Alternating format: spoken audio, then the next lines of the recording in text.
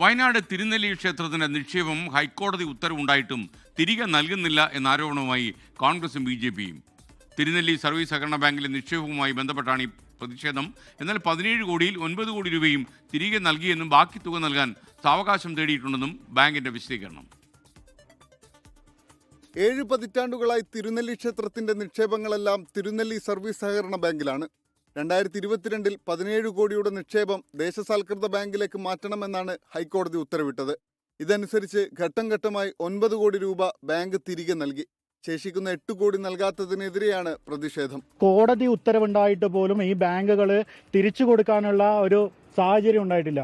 അതിന്റെ അടിസ്ഥാനത്തിലാണ് ഭാരതീയ ജനതാ പാർട്ടി ഇത്തരത്തിലുള്ള ഒരു സമരവുമായിട്ട് മുമ്പോട്ടേക്ക് പോകാനുള്ള കാരണം എന്ന് പറയുന്നത്. കെടുകാര്യസ്ഥതയും ഒപ്പം തന്നെ വലിയ തോതിലുള്ള പിടിപ്പുകേടും ഭരണസമിതിയുടെ പിടിപ്പുകേടും ഈ വീഴ്ചയ്ക്ക് പിന്നിലുണ്ട്. 8 കോടി രൂപ തിരിച്ചു നൽകാൻ സാവകാശം തേടി സുപ്രീം കോടതിയെ സമീപിച്ചിട്ടുണ്ടെന്നാണ് ബാങ്ക് അധികൃതരുടെ മറുപടി. നിലവിൽ ദേവസ്വത്തിന്റെ ഒരു ചെക്ക് പോലും മുടങ്ങിയിട്ടില്ലെന്നും ബാങ്ക് ലാഭത്തിലാണ് പ്രവർത്തിക്കുന്നതെന്നും സെക്രട്ടറി. ഒരു ഘട്ടത്തിൽ പോലും നമ്മളിവിടെ നിക്ഷേപിക്കപ്പെട്ട ഒരു പൈസയും തിരിച്ചു കൊടുക്കാൻ കഴിയാത്ത ഒരു സാഹചര്യം ഉണ്ടായിട്ടില്ല.